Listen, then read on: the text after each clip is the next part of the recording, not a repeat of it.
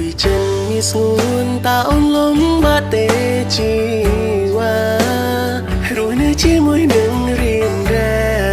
មានតែសង្ខារនឹងចឹងភក្តីធ្វើជាជាងសំណងហូបបាយដាក់ក្នុងថង់រស់នៅតែក្រោមតង់នឹងសង្កសីអូនថារបស់មានតម្លៃ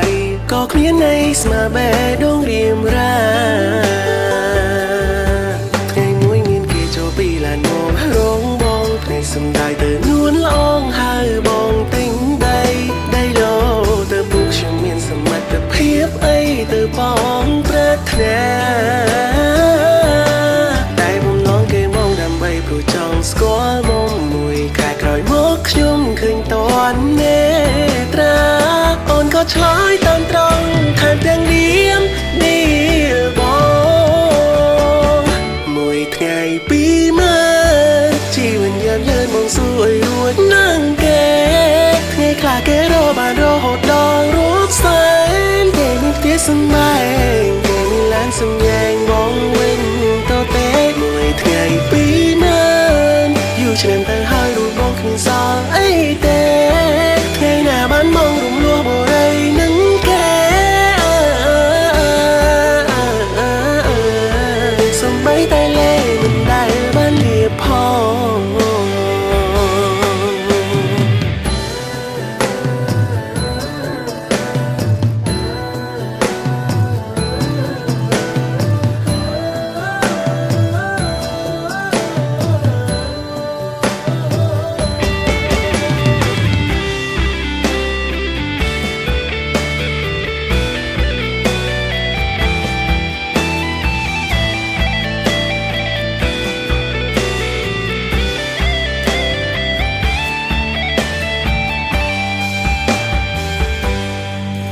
គ្នាមិនយូរប៉ុន្មានស្រស់ក៏យ៉ាននួនប្រែឆា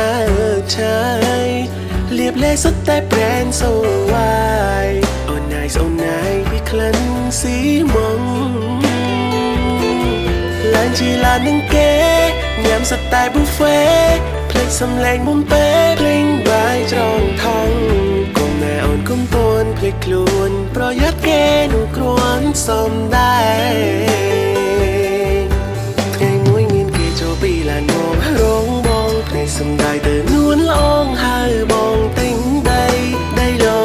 ទៅពុកខ្ញុំមានសមត្ថភាពអីទៅបងប្រាថ្នាតែបំណងគេមកដើម្បីព្រោះចង់ស្គាល់មកមួយខែក្រោយមកខ្ញុំឃើញតន់នេត្រាអូនក៏ឆ្លើយតាមត្រង់ថែមទាំងឌៀមនេះបងមួយថ្ងៃពីរជីវិតយ៉ាប់យ៉ឺនមកសួរឲ្យរួចនឹងគេថ្ងៃខ្លះគេរកបានរហូតដល់រាប់សែនគេមានផ្ទះសម្បែងគេមានឡានសម្ញែងបងវិញតទេមួយថ្ងៃពីរម៉ឺនយូរឆ្នាំទៅហើយរូបបងគ្មានសល់អីទេថ្ងៃណាបានមករំលោះបរិយនឹងគេសំបីតែលេមិនដែលបានលៀបផង